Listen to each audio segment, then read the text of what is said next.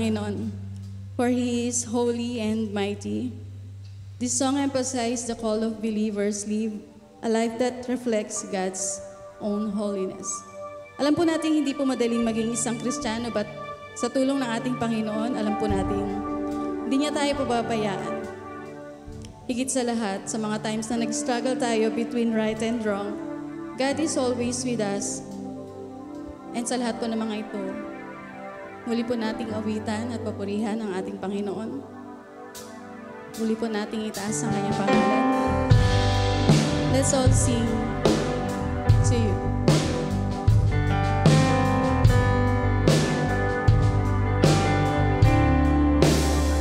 Here I stand, forever in your mighty hand, living with your promise, written on my heart. I am yours, surrendered wholly to you. You send me in your family, calling me your own.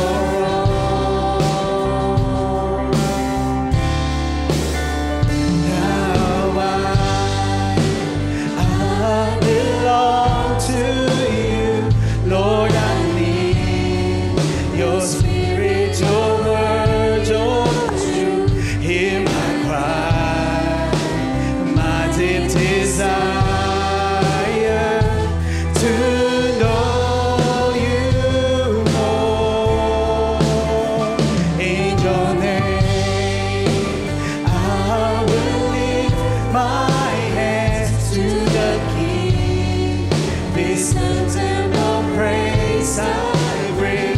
Heaven knows I want to love you with all I am. I belong to you.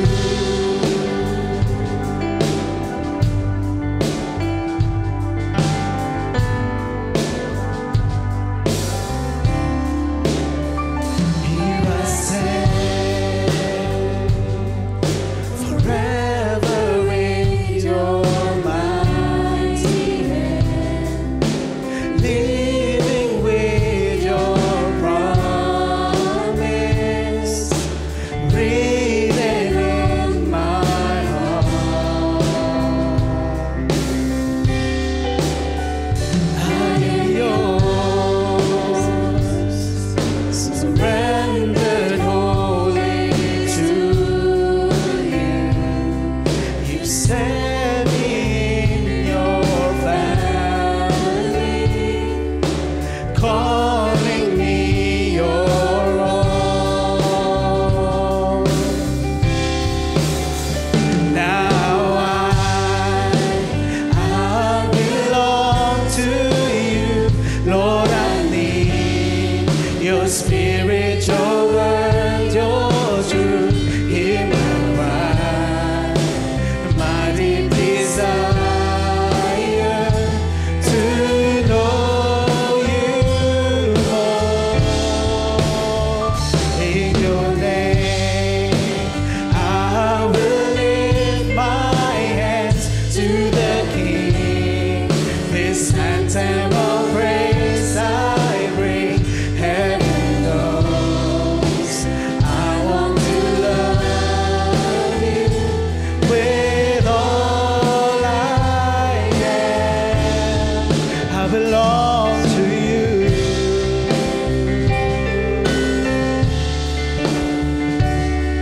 Once again po, let's sing In your name, I will lift my hands to the King. This anthem of praise I bring. Heaven knows I want to love you with all I am.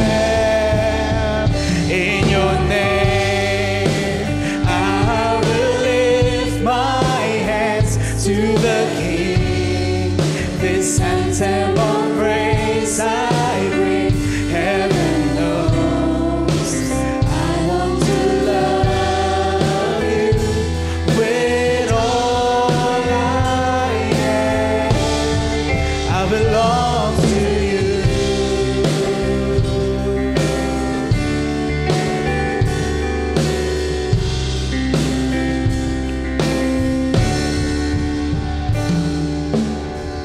Yes, Lord.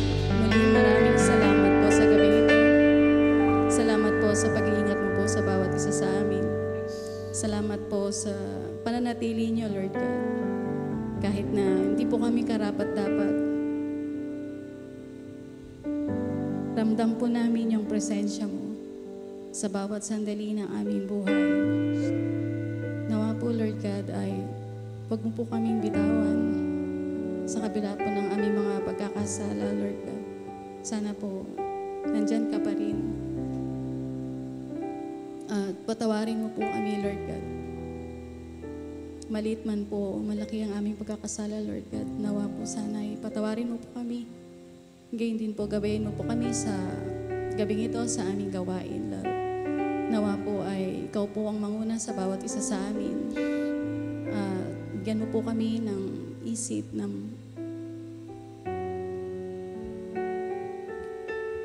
natatanggap sa bawat salita mo. Nawa po ay magamit namin ito sa aming buhay, sa pagtutuwid sa amin bilang isang Kristiyano. Nawa po, Lord God, ay ikaw po ang maitaas namin sa mga oras nito. Lord, ang lahat ng ito po ay aming isinasamo, tinadalangin sa pangalan ni Jesus na aming tagapagligtas. Amen.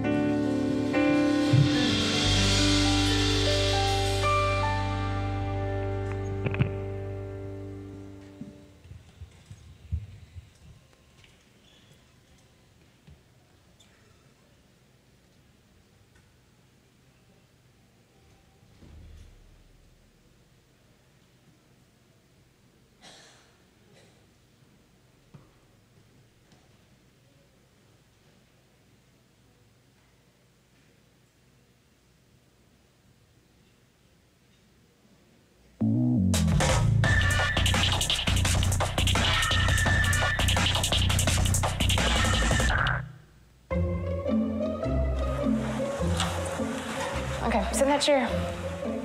All right, here's the deal. Marshmallow, for you. You can either wait, and I'll give you another one if you wait, or you can eat it now. When I come back, I'll give you another one, so then you'll have two. But stay in here and stay in the chair till I come back, okay? All right.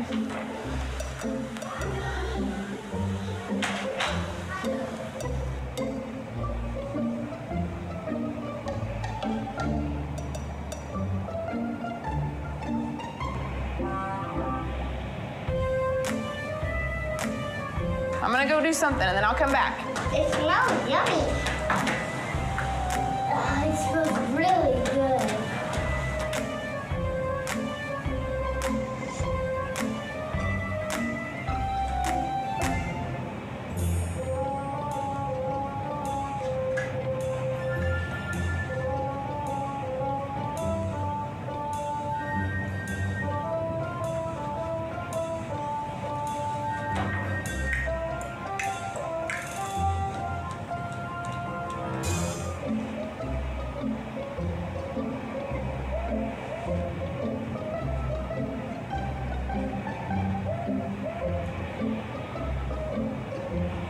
All right, so it's up to you. You can have it now or you can wait.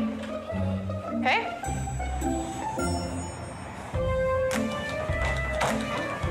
I'll be back. Stay in the chair, okay? Okay.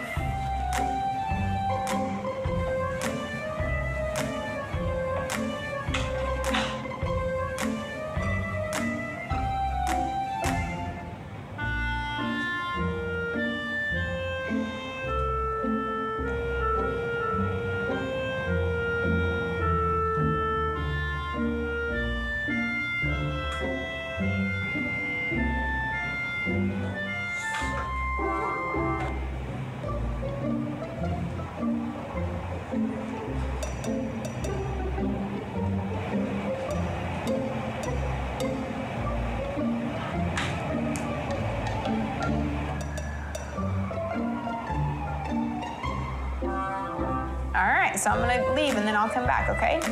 So you can either eat it right now or you can wait. Either way, okay? Okay.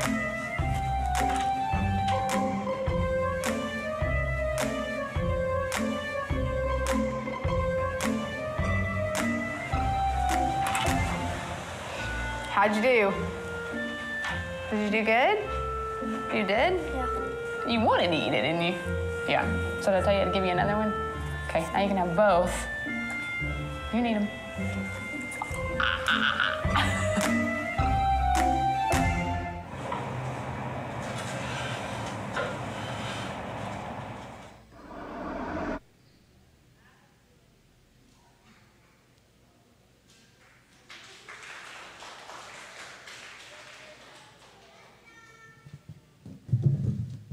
Nakakatakam yung marshmallow.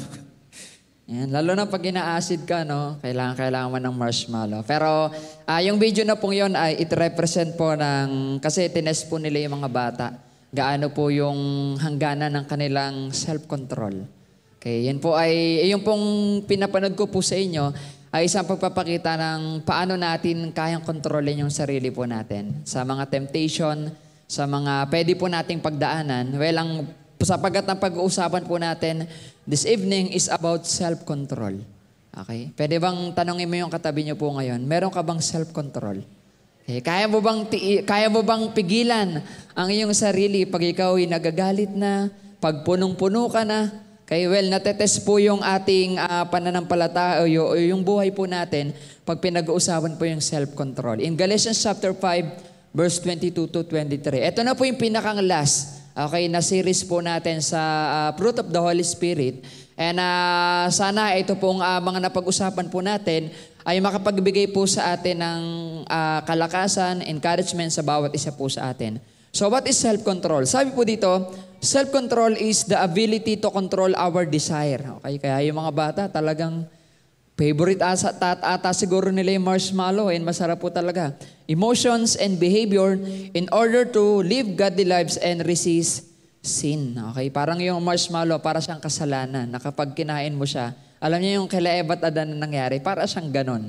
Okay, tukson-tukso na sila at itong kalaban talagang tinutukso sila pero pinipigilan po nila. But sad to say, sila po ay nagpatukso. Pero kung titignan po natin sa video, merong isang bata po doon na talagang kakainin na niya, pinigilan po niya. Okay, kailangan pala maging ganun po tayo para maiwasan po natin yung kasalanan. And alam niyo po ba that self-control is a crucial for every Christian in order to follow God's will, avoid temptation, and grow spiritual maturity. Kaya po very crucial yung self-control kasi talagang pag nawalan ka ng control sa sarili mo, kaya mawawala na po lahat. Yung balanse ng buhay mo, pwede na pong maapektuhan. Okay? Kasi po kapag wala tayong self-control, mabilis po tayong matetempt and babagal po yung ating spiritual maturity. Okay? That's why mahalaga po yung tinatawag na self-control. And kung titignan po natin, habang inaaral ko po yung message po natin this night, sabi kong ganon, bakit kaya sa siyam na fruit of the Holy Spirit, bakit pinakanghuli yung self-control? Okay, minsan po ba natanong nyo rin po yun?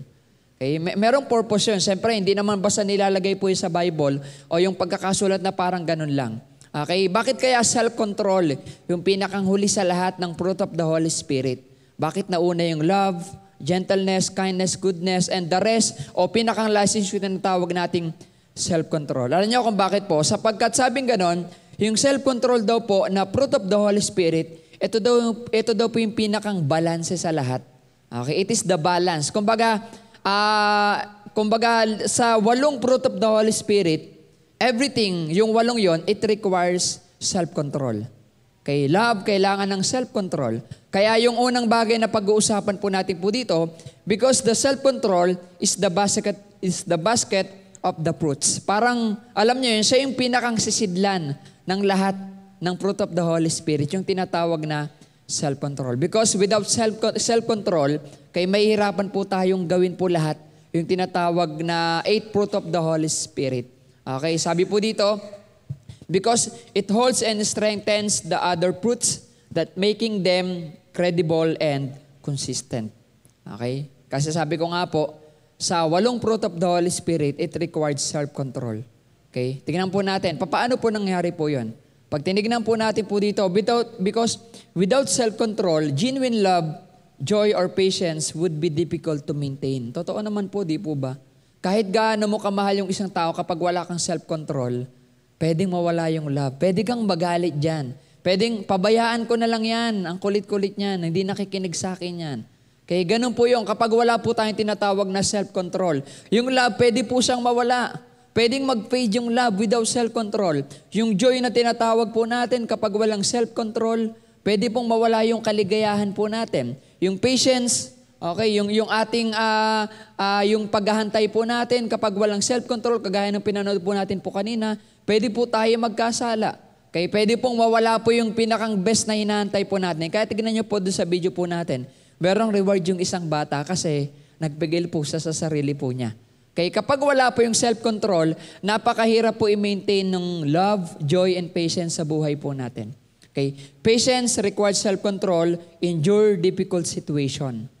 Okay? Kahit pala meron tayong patience, kapag wala tayong self-control, mahirapan tayong ma-endure yung tinatawag na difficult situation. Kaya pansinin po natin, kapag wala tayong control sa sarili po natin, ang hirap ma-endure na mga pagsubok po natin, na mga problema po natin. So kaya pinakang panghuli po yung self-control kasi siya po yung bumabalanse po sa lahat. Okay, na after natin magawa po lahat ng yan, yung mag-manifest po sa atin yung 8 fruit of the Holy Spirit, then napakahalaga po yung tinatawag na self-control. Parang siya po yung magko-cover ng lahat. Okay, and love requires self-control to prioritize other needs over one's desire. Okay? Although may mga pagkakataon po kasi po sa atin na sa sobrang love po natin, minsan hindi naman yung pagmamahal po natin sa mga makamundo, hindi naman po dapat natin gawin po yun. And minsan yung mga temptation na nangyayari po sa atin, parang nahuhulog po tayo sa pagkakasala. Kaya mahalaga po yung tinatawag na self-control. Okay? Kasi kapag meron kang self-control, maiintindihan po natin yung totoong tinatawag na pagmamahal o yung totoong tinatawag na love. Okay? Choosing kindness even when feeling anger. Okay? Kailangan sa kindness, okay, lahat naman tayo merong tinatawag na kindness. Okay, pag sinabing kindness, kabutihan po natin, pagiging maayos po natin bilang isang Kristiyano, pero without self-control, mahirap po maging kind sa isang tao. Lalo na po pag galit na po tayo. Okay, kaya magpasalamat po tayo sa Panginoon kasi binigyan niya tayo ng self-control na kahit galit na po tayo, nasa-show pa rin natin yung kindness. Kasi kung walang self-control, hindi ka magiging kind sa kapwa mo. Kaya hindi ka magiging generous sa kapwa mo without self-control. Okay, so mahalaga po yung self-control sa buhay ng bawat isa po sa atin. It is staying faithful in marriage rather than pursuing every new attraction. Okay, kasama po dito yung pagiging faithful. Sa marriage life, okay, kasi may mga pagkakataon, may naririnig din naman po ako, mga payo po sa amin. Pag tumatagal, kahit nga po yung hindi pa mag-asawa, pag sobrang tagal nyo na po sa relationship, parang nawawala na po yung spark, nawawala na po yung iyong love, parang nasanay na lang kayo sa ganyang routine, then parang you want something new na magpapa-attract po sa atin. Pero kapag pala meron tayong tinatawag na self-control, kapag nawala na yung spark, hindi ka mag-cheat. Okay? Hindi mo lolokohin yung partner mo kasi siya pa rin yung love mo. Faithful ka sa kanya. Okay? And without self-control, pwede po tayo mahulog sa tinatawag na pagkakasala. Kaya mahalaga po yung tinatawag na self-control sa buhay ng bawat isa po sa atin. And dapat nakikita po ito sa buhay ng bawat Kristiyano. Sabi po dito, because self-control is everything, it should be manifest in every fruits and every part of our life. Kailangan daw po sa buong parte ng buhay po natin, sa lahat ng ginagawa po natin, nagmamanifest po yung fruit of the Holy Spirit. O especially po yung tinatawag na self-control sa buhay ng bawat isa po sa atin. Kasi mahirap pagmahal pag walang self-control. So meaning to say, kaya po sinabing siya po yung pinakang basket ng fruit of the Holy Spirit, yung self-control, kasi siya po yung nagbabalanse sa lahat ng fruit of the Holy Spirit na nagmamanifest sa bawat isa po sa atin. Kaya kung wala kang self-control, mahirap po magmahal. Kaya kung walang self-control, mahirap maging kind.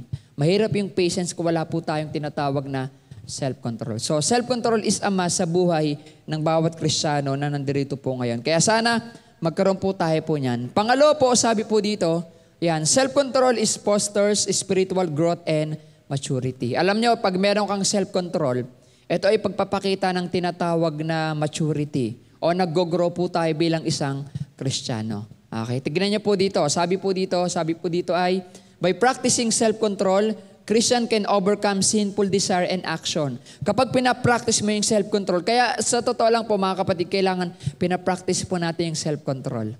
Okay, sa mga bagay-bagay na ginagawa po natin. Okay, nung ako po ay wala pa pong asawa, isa po sa pinakang problema ko po ay masyado po akong impulsive. Okay, minsan pag impulsive po tayo, wala na tayong control. Okay, ako yung kapag may gusto akong bilihin, binibili ko po kaagad. Okay, kapag natipuhan kong bilhin yung bagay na yon, talagang pag-iipunan ko para mabili po yun kahit wala nang matira sa akin. So dumating sa pagkakataon na naging impulsive po ako doon sa mga bagay na binibili ko. Kaya sabi ko nga po, bakit nung nagkaroon ako ng wife, tsaka may natitira sa sahod ko? Ba't nung wala pa akong wife, walang natitira sa sahod ko? Ubus po talaga lahat. Kasi masyado pala ako naging impulsive during that time.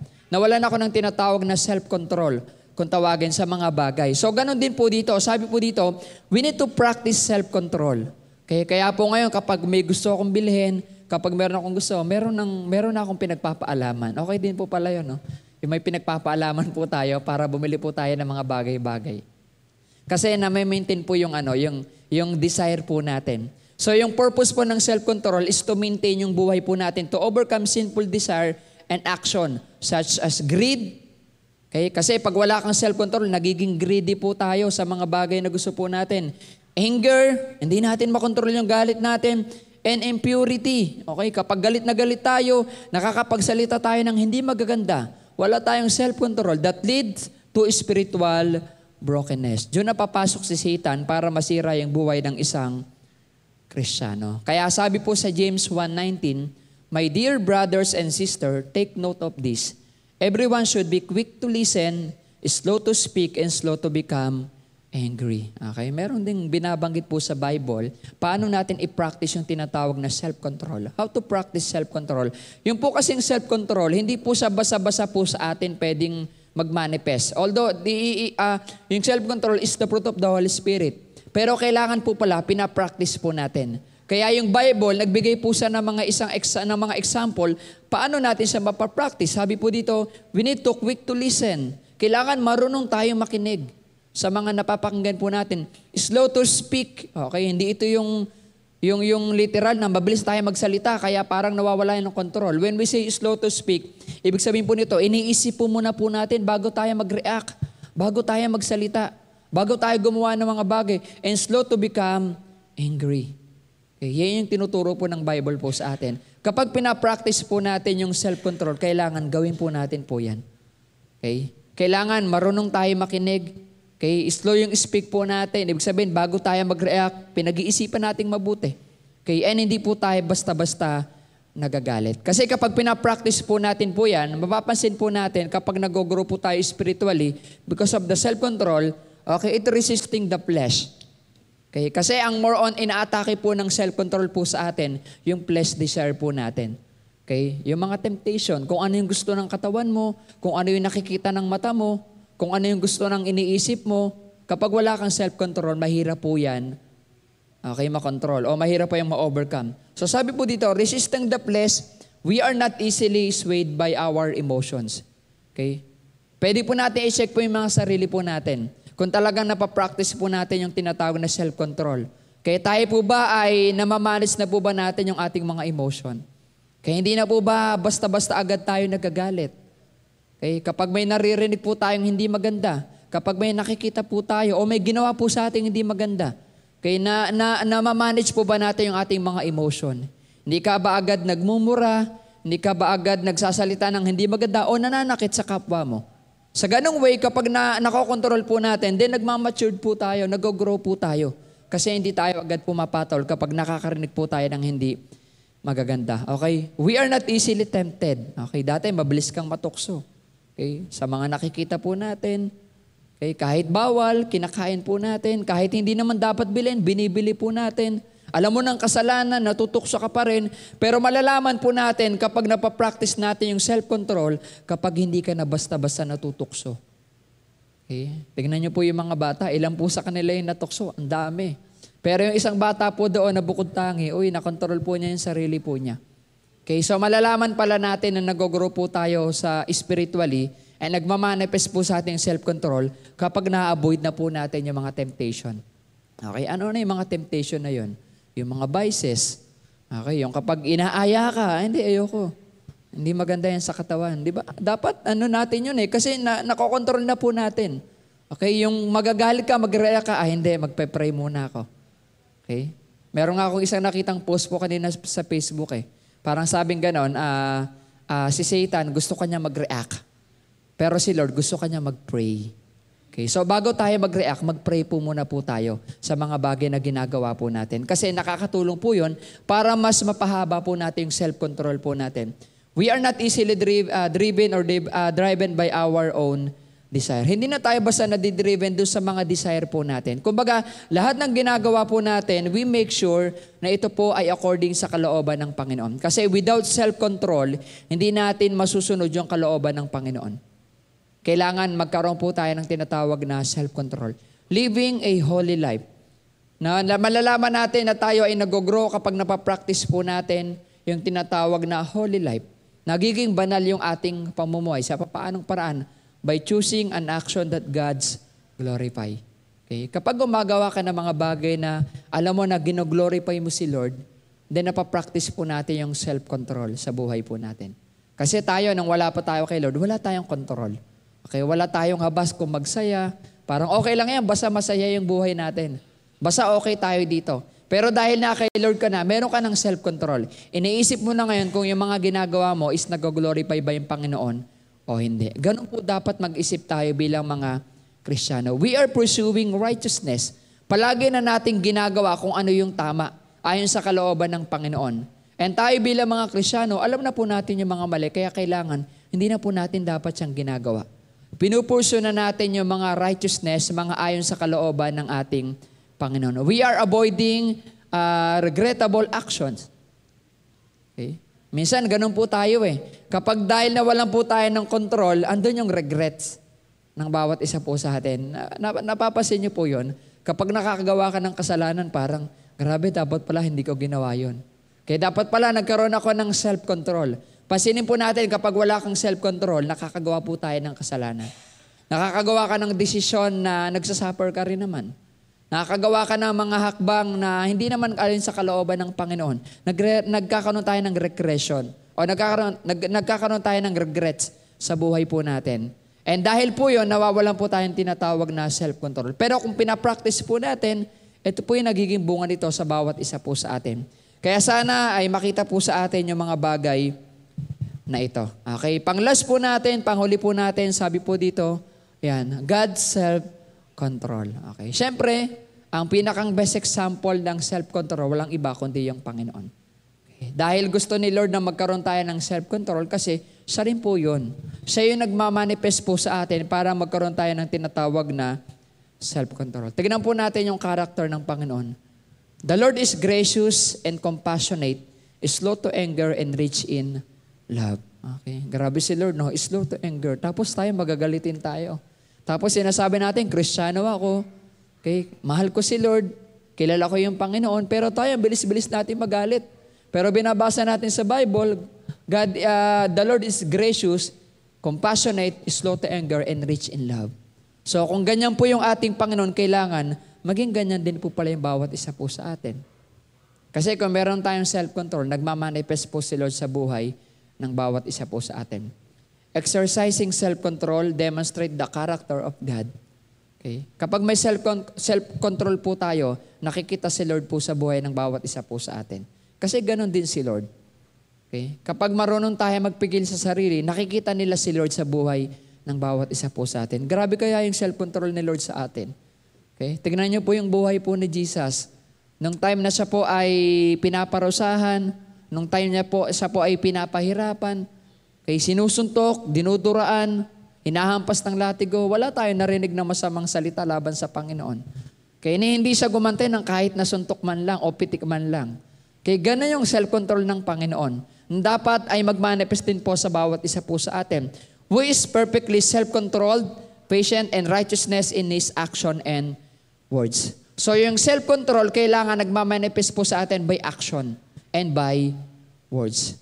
Kaya kailangan yung mga bibig po natin, kapag galit po tayo, ay pinagpapahinga din po natin. Okay? Kapag alam natin na galit tayo, alam natin na makakapagsalta tayo ng hindi maganda, kailangan pinapractice din po natin. Kaya nga sabi ko nga po, pinapractice po yung self-control. Kung alam mo makakapagsalta ka ng hindi maganda dahil galit ka, then much better to be silent. Mas maganda, maging tahimik po tayo. Biblically naman po yun. Okay, kapag galit ka, be silent. Okay, para hindi po tayo magkasala. So, ganun din po, sa bawat action po natin, kaysa makapanuntok tayo, makapanapak po tayo, makapanabunot, ay mag-pray na lang po tayo. Kasi pinapractice po yung self-control. And kailangan, meron po tayo po yan kasi yun po yung character ng Panginoon na meron po tayo. Okay? So sabi po dito sa last verse po natin, sa Lamentation chapter 3, verse 22 to 23, the steadfast love of the Lord never ceases. His mercies never come to an end. They are new every morning. Great is your faithfulness. Okay, imagine natin yung self-control ng Panginoon sa bawat isa po sa atin. The steadfast love of the Lord never ceases. Yung kanyang pagmamahal ay talagang overflowing and hindi nawawala yung pagmamahal ng Diyos sa bawat isa po sa atin. Kaya tignan niyo po yung Israel, kahit gaano katigas ang ulo, mahal na mahal pa rin ni Lord. Kasi meron si Lord ng self-control. Kung walang self-control si Lord, wala na, pababayaan na niya yon. Ganun naman po, di po ba? Kasi mahal ni Lord yung Israel eh. Pero yung love na merong self-control, nagawa ni Lord na ipakita pa rin yung pagmamahal. Pero kung love lang yung without self-control, wala na, abandon na ni Lord yun. Iiwanan na ni Lord yun. Kaya yung love, meron din dapat self-control. Okay? Kasi kapag walang self-control yung love, pag nawala na yung spark niyan, iiwanan mo na yan. Okay? So, kailangan yung tinatawag na self-control sa bawat isa po sa atin, especially sa pagmamahal. His mercies never come to an end, yung kanyang pagpapatawad. Okay? Especially po yung yung forgiveness ni Lord po sa atin. Imagine po natin kung gaano po kalawak yung pagpapatawad ng Diyos sa bawat isa po sa atin. Sa bansang Israel, nung time nung kay Noah, ilang taon po bago na ginunaw yung mundo sa pamamagitan ng tubig. Di po ba? 120 years.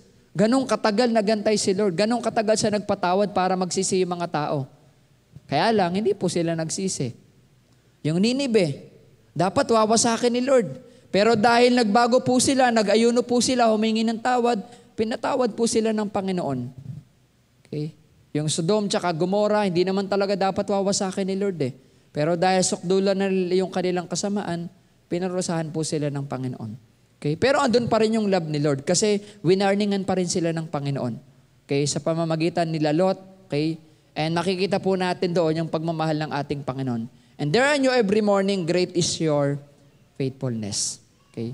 God is gracious sa bawat isa po sa atin. Yung self-control niya po sa atin kasi po, andun yung kanyang faithfulness. Na kahit ano man po yung nagagawa po nating pagkakamali, kasalanan sa harapan ng Panginoon, ay mahal na mahal pa rin po tayo ng ating Panginoon. Kaya sana bilang mga Kristiyano po tayo and kiniklaim po natin that God is with us, kailangan makita rin po yung Lord sa buhay ng bawat isa po sa atin. Magkaroon po palagi tayo ng tinatawag na self-control or pagpipigil sa sarili. Kasi ito po yung pagpapakita, ito po yung pagsushow po natin na tayo po yung mga anak at mga lingkod ng ating Panginoon. And dahil nasa atin na po yung Holy Spirit, kailangan ay magkaroon po tayo ng self-control sa buhay ng bawat isa po sa atin. Kaya kung nagalit po tayo this week, kung nawala po yung control po natin, ay hindi pa naman po huli yung lahat. Okay? Kasi every day is sabi nga po dito, okay, every morning is bagong buhay binibigay ng Panginoon. Kaya sana yung bawat isa po sa atin, kung medyo maiksi po yung self-control po natin, ay pahabain po natin. Kagaya ng pagmamahal, pag-ibig ng Diyos sa bawat isa po sa atin. So yun po yung paalala po ng ating Panginoon sa bawat isa po sa atin. Tayo pong lahat po yumuko at manalangin po tayo sa ating Panginoon. Aming Diyos na makapangyarihan sa lahat, Lord, maraming salamat po sa oras pong ito. Salamat, Panginoon, sa pagpapala niyo po sa amin. Salamat, Panginoon, sa fruit of the Holy Spirit na kung saan ay nananahan sa bawat isa po sa amin. And Lord, salamat po sa napag-usapan po namin this night about po, Lord, sa self-control na kung saan ay ito po yung kailangan manguna sa buhay ng bawat isa po sa amin. Patawad, Lord, kung minsan ay nawawala po kami, Lord God, sa inyo. Nawawala po yung self-control sa amin, Panginoon. Nagkakasala po kami, natutukso kami, Lord God, nagagalit po kami, nakakapag-isip kami ng hindi maganda sa aming kapwa, pero Panginoon, patawarin niyo po kami. And salamat, Lord, kasi kayo po yung naging good example ng self-control sa bawat isa po sa amin. Minahal niyo kami, Lord God, sa kabila ng aming mga kasalanan, and yung forgiveness niyo sa amin, Lord God, ay walang hanggan. Kaya, Panginoon, maraming salamat po. Kaya, Panginoon, kami po bilang mga lingkod po ninyo, ay makita yung pagiging Kristiyano at patuloy, Lord, na mag-manifest yung self-control sa bawat isa po sa amin. Salamat, Panginoon. Pinupuri ka namin at patuloy na pinapasalamatan sa pangalan ni Jesus.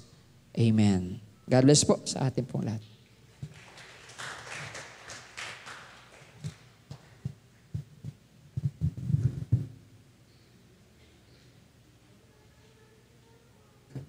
Yan, maraming salamat po sa paalala ni Brother Gardy. Yan, sana po may kwento po tayo sa susunod na, di ba pagka nakakapagpigil tayo, minsan proud tayo. Pinigilan ko umorder sa Shopee. Pinigilan ko magsalita ng ganito. Yan. Sana po sa mga susunod na araw, meron tayong maipagmamalaki. Na nakapagpigil ako kagabi, kanina, nung nakaraan, Kaya po magandang paalala po yun, na sana po magbunga ang self-control sa ating pong mga buhay. Kaya ilan lang po mga balita mga kapatid. Bukas po may cell group po tayo sa Gordon Heights. Tama po? Yan. So punta po tayo kay na Brother John Vargas na bahay po kay na Sterbank. At sa Friday po, meron po tayong nightlight pa rin po. Saturday po, meron po tayong prayer breakfast. Ito po ay sana ay maganda ang panahon sa po tayo. Sa mini golf course kung maayos po ang panahon. Pero pagka hindi, dito po tayo muli sa Bahay-Sambahan. And then, CYF po, we are inviting everyone dahil po meron po tayong joint fellowship with kababaihan at kalalakihan na rin po. So sa mga kalalakihan po, we are inviting you to join na rin po ang fellowship po na ito. At meron po tayong guest speaker po. Napakalayo po ng kanyang pinanggalingan. Kaya po, sana po ay makapunta po tayo this coming Saturday po, at mapakinggan po natin ang ating tagapagsalita. At ganoon din po ang ating pong Sunday School sa Block 27. Kapag maayos po ang panahon, pag-pray po natin, alas 9 po yun. Alas 8, alas 9 po. 9. 8:30. Ayan. Sa Block 27 po. Ganoon din po, board meeting po this coming Saturday. Calling po lahat po ng mga elders and deacons po natin to attend ang ating pong board meeting and sa mga sectors po natin na meron pong report or mga need pong ipa-meeting po. Next po ang ating pong, ano po bang gawain po natin? Meron pa po ba tayong nakalimutan? Bare months. Ayan, happy na po tayo, happy Christmas. At next week ay papasok na po ang bare months. Sana po ready po tayo.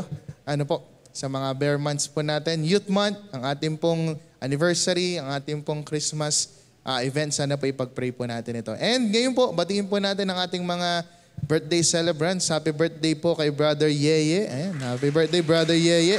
And kay Sister Jana. Ayan, happy birthday po. And bukas po, happy birthday po kay Brother Maki. Ayan, happy birthday po. Meron po bang may birthday po ngayong week na to? Baka hindi po namin kayo mabati. Si Shin? Si Ate Sherry? Sige po. Kung wala po, ay tayo na pong lahat ay tumayo. At tayo po ay magtapos sa pamagitan po ng panalangin. Let us all pray. Heavenly Father, Lord, you are so good to us. Salamat sa reminder na kami po ay magkaroon sana ng self-control. Lord God, hindi po ito madali.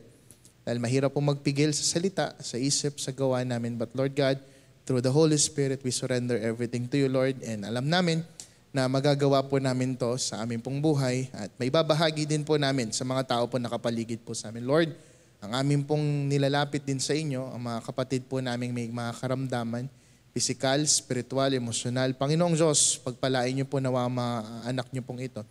Ganyan po sila ng kagalingan na nagmumula po sa inyo. At alam namin, Panginoon, na hindi po kayo nagbabago, kayo pa rin po ang dakila at tapat na Diyos sa aming pong mga buhay. Kaya Panginoon, maasa po kami ng mga bagay po na ito, ibibigay niyo po ng kasagutan sa inyo pong panahon. Panginoon, ganun din ang aming panalangin sa mga kapatid po naming sumasapit at sasapit ng kanilang kaarawan. Kay Brother Yeye, kay Sister Jana, kay Brother Maki. Lord God, pagpalain niyo pa po sila. na marami pang taon sa kanilang buhay para po makapaglingkod sa inyo pong dakilang pangalan. Bigyan niyo po sila, Panginoong Diyos, ng lahat ng kakayanan nila, lahat ng pangangailangan nila upang makapagpatuloy sa kanila pong buhay at hindi lamang sila maging pagpapala sa kanilang pamilya kundi sa marami pang mga tao. Gamitin niyo po sila upang maging daluyan na inyong mga banal na salita. Ganun din, Panginoong Diyos, ang aming hiling at dalangin sa aming mga kapatid na may mga daladalang mga pagsubok, problema. Let your will be done, Panginoong Diyos. Alam po namin na sa tulong at gabay ng banal na Espiritu ay malalampasan po namin ito. Ingatan niyo rin po kami sa pag-uwi po namin. Wala pong mangyari masama sana sa amin, Lord God. And makarating kami na ligtas sa aming mga tahanan ng puno ng kagalakan, pagpapala na nagmumula po sa inyo. Lord God, let your will be done po. And lead us with the Holy Spirit hanggang matapos ang araw po na ito. Pinupuri ka po namin, pinapasalamatan. Ito po ang aming samad dalangin sa tanging pangalan ng aming Panginoong Hesus. Amen. Gandang gabi po sa ating lahat, mga kapatid.